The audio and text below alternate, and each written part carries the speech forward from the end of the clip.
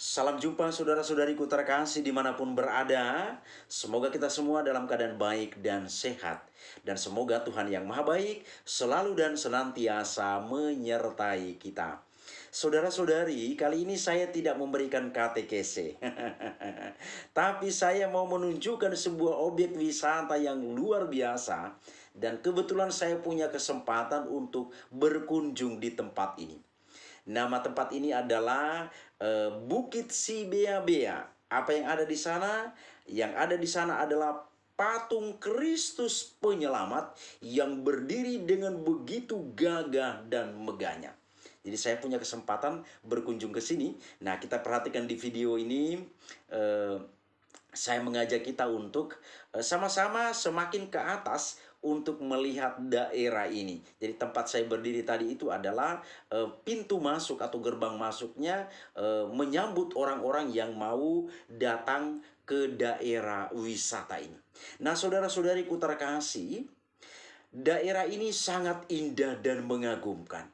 Bagi mereka yang belum pernah pergi ke wilayah Danau Toba, Pulau Samosir dan sekitarnya, mungkin hanya menyaksikan melalui media-media.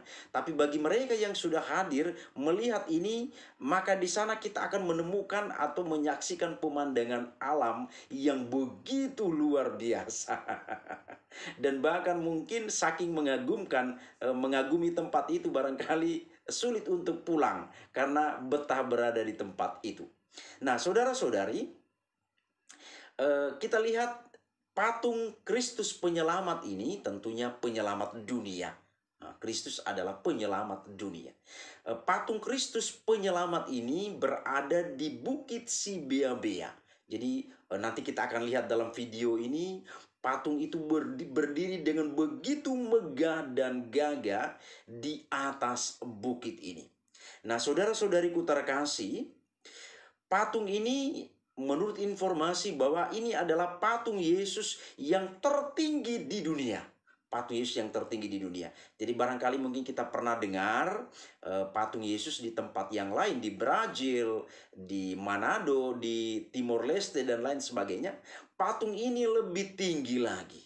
Jadi nanti kita akan lihat dalam video ini, luar biasa, sebuah mahakarya yang memang sungguh sangat hebat, boleh saya katakan, sungguh sangat hebat.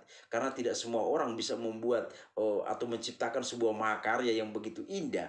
Nah, saudara-saudariku terkasih, pemandangan Danau Toba yang menakjubkan, kemudian jalan berkelok indah di kawasan Bukit Sibea-bea menawarkan panorama Danau Toba yang memakau. Maka kita lihat di video ini, memang sungguh sangat indah, saudara-saudari. Sangat-sangat indah. Nah, saudara-saudari, kebetulan saya itu berkunjung ke tempat ini pada siang hari. Panas sekali memang ketika saya berada di tempat ini. Maka ditawarkan bagi mereka yang mau berkunjung ke tempat ini, berkunjunglah di pagi hari atau sore hari. Ini waktu yang paling tepat. Karena kita berada di bukit, kalau matahari masih atau siang bolong, jam-jam di atas jam 12 misalnya, atau jam 12 ke atas misalnya, daerah ini sangat panas.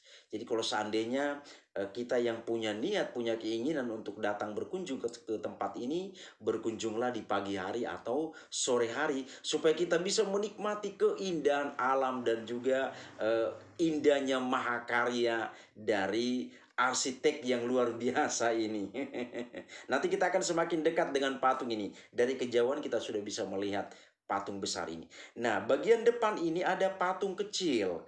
Patung ini boleh dikatakan semacam patung duplikatnya dari patung besar itu.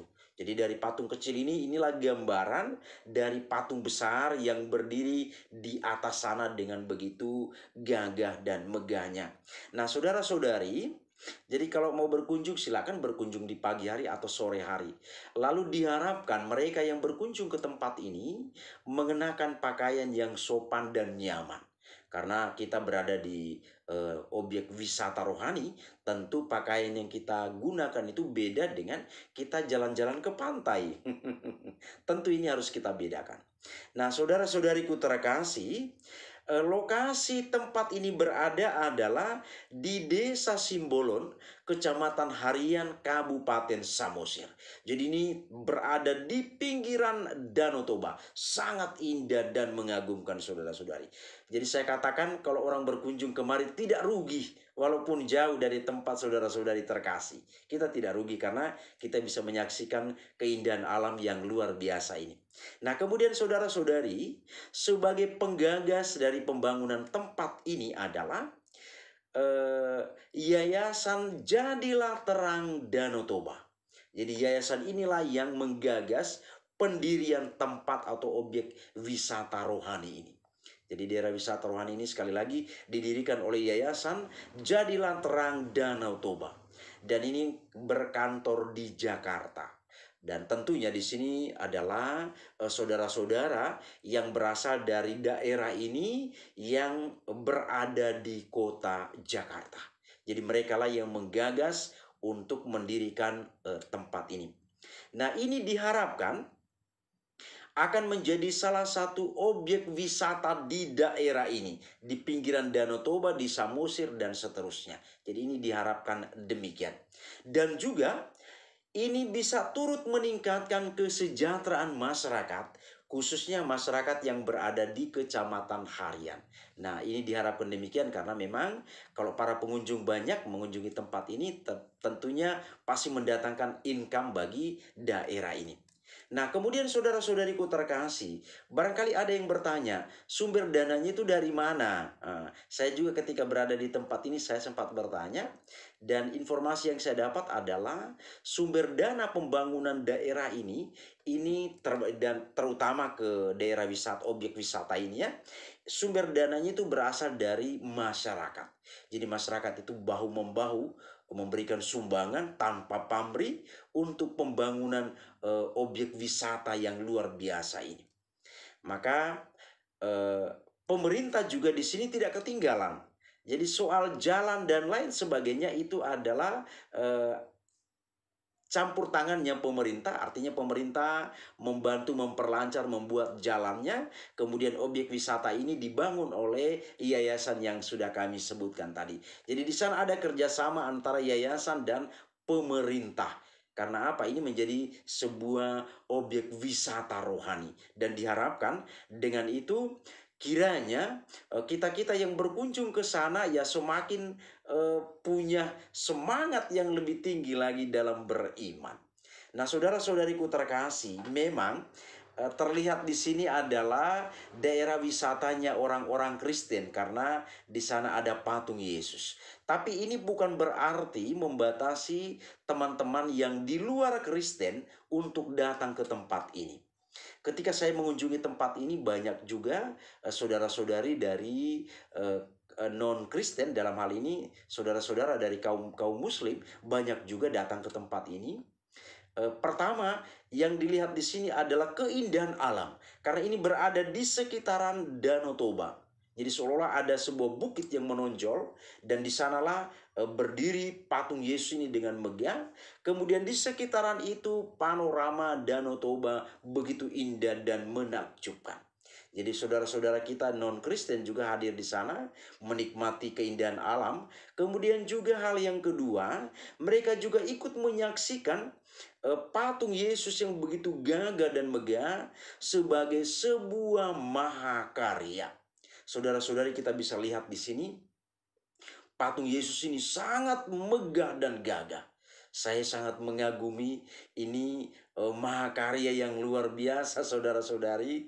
Jadi arsitek yang mengerjakan ini memang dia punya inspirasi, punya ide, punya gagasan yang tentunya begitu luar biasa. Dan kita ketahui tidak semua orang berjiwa seni ya. Nah, tidak semua orang berjiwa seni. Jadi ini adalah arsitek yang luar biasa dan ini sudah arsitek yang terberkati. Karena bisa mengerjakan patung yang begitu luar biasa dan gagah. Dan seperti yang kami sebutkan di hantaran tadi, ketinggian patung ini 61 meter. Maka ketika kita berada di dekat patung ini, kita langsung melihat ke atas ke wajah Yesus itu, maka kalau kita berdiri dengan posisi kuda-kuda kaki kita tidak kuat, kita bisa jatuh. Karena sangat tinggi ketika kita langsung berdiri di dekat kakinya, itu sangat tinggi. Nah, saudara-saudariku terkasih, eh, tempat ini memang ketika kita melihat sebuah mahakarya ini bisa semakin meneguhkan iman kita, semakin meneguhkan iman kita. Maka seperti saya katakan tadi, bagi saudara-saudari yang belum pernah kemari, ya silakan luangkan waktu untuk boleh berkunjung ke tempat ini. Karena sekali lagi kita tidak rugi mendatangi daerah-daerah atau tempat wisata rohani. Nah, saudara-saudariku terkasih, nantinya kita akan lihat di dalam video ini ada seorang adik kita gadis muslim, dia mengenakan jilbab. Nah, apa peran adik ini? Kemarin saya sempat bincang-bincang atau pada saat saya berkunjung ke tempat ini, saya bincang-bincang dengan adik kita gadis ini. Dia mengenakan jilbab, murah senyum dan mudah juga untuk berinteraksi dengan siapa saja yang datang ke tempat itu. Jadi saya sempat mengajak untuk cerita. Lalu saya tanya, adik ada di sini juga? Iya, bang, saya ada di sini juga. Jadi kami masyarakat yang ada di sekitar ini bahu-membahu ikut bertanggung jawab untuk pembangunan tempat ini, demikian juga menjaga dan memeliharanya. Jadi saudara-saudari, bukan soal agamanya, itu singkirkan itu jauh-jauh. Bukan soal agamanya di sini. Nah, apa yang dilakukan oleh anak gadis ini adalah sebuah ungkapan toleransi yang luar biasa. Maka saya katakan kepada kita-kita yang ada di tempat lain, jangan pernah membawa agama dimanapun, kapanpun kita berada. Tidak ada gunanya. Bukan soal dari agama itu kita makan dan minum, bukan itu. Bukan karena saya menganut sebuah agama, maka saya bisa makan dari agama itu nggak ada. Itu tidak ada. Jadi agama itu saya pernah juga katakan dalam konten sebelumnya, itu hanya sarana, alat bantu bagi kita untuk semakin mendekatkan diri dengan Tuhan. Jadi agama itu bukan Tuhan. Maka di sini apa yang dilakukan oleh adik kita gadis seorang muslim ini menunjukkan sebuah ungkapan toleransi. Dia tahu patung Yesus itu adalah ya hal yang ada di dalam ajaran kekristenan. Adik ini tahu, dia sadar. Tapi dia kan datang ke tempat ini bukan mau berdoa, kan bukan. Nah, tapi sebuah tindakan toleransi. Sebuah tindakan toleransi. Inilah hal yang paling sederhana yang bisa kita lakukan. Jadi sekali lagi, di tempat-tempat lain yang selalu mempersoalkan agama, saudara-saudari saya katakan, jangan berpikir bahwa agama orang lain juga tidak benar. Jangan berpikir demikian. Akhirnya jatuh ke fanatisme yang tidak jelas. Fanatisme yang tidak jelas. Dan kita akhirnya berpikir, bertindak secara tidak terkontrol atau tidak terkendali. Karena kita menganggap orang lain tidak benar. Nah, jadi adik yang ada di dalam video ini nanti kita akan lihat. Adik ini mau menunjukkan, mempraktekkan sebuah tindakan toleransi yang sederhana. Maka saya ketika bertemu dengan adik ini, saya ajak dia bincang-bincang sejenak. Dan saya katakan, adik kamu luar biasa. Kamu hebat. Kamu menunjukkan sebuah nilai toleransi yang sangat baik. Dan dia langsung cerita bahwa di kampung kami itu kami semua keluarga di sana saling tolerir satu dengan yang lain. Tidak ada terjadi pembedaan antara agama yang satu dengan agama yang lain. Semua saling bahu-membahu, saling mendukung. Maka tempat ini adalah tempat wisatanya orang-orang Kristen. Tapi adik kita ini ada di sini untuk mendukung. Saya terharu melihat apa yang ada. Nah, saudara-saudariku terkasih, sekali lagi ini adalah sebuah contoh tindakan toleransi bagi kita. Maka bagi kita-kita yang di tempat kita berada misalnya, yang toleransi itu masih minus, mari kita sama-sama berjuang, berlomba-lomba untuk membangun toleransi di antara kita. Karena dengan adanya toleransi, yakinlah persaudaraan umat manusia itu akan sangat baik, sangat indah. Nah, jadi tidak ada dalam pergaulan itu kita membeda-bedakan, oh kamu agama A, kamu agama B, kami kan agama C. Jadi kami tidak perlu bergaul dengan kalian. Itu tidak akan ada kita temukan lagi. Jadi Toleransi itu sangat baik dan adik kita yang ada di sini membantu mendukung sebuah toleransi itu. Nah, jadi adik kita ini ketika saya berada di tempat itu, dia menjaga melihat di patung di kaki Yesus ini, keramik yang dipasang itu belum selesai, belum semua pengerjaannya belum rampung. Maka dia ada di situ untuk menjaga. Jadi kemarin ada yang mau masuk, langsung dikatakan adik ini jangan dulu masuk karena ini masih dalam proses pembangunan. Nah, jadi ini adalah sekali lagi sebuah wujud toleransi yang sangat baik bagi kita. Demikian yang dapat saya sampaikan saudara-saudariku terkasih dalam kunjungan ini. Semoga bermanfaat bagi kita. Terima kasih, Tuhan memberkati.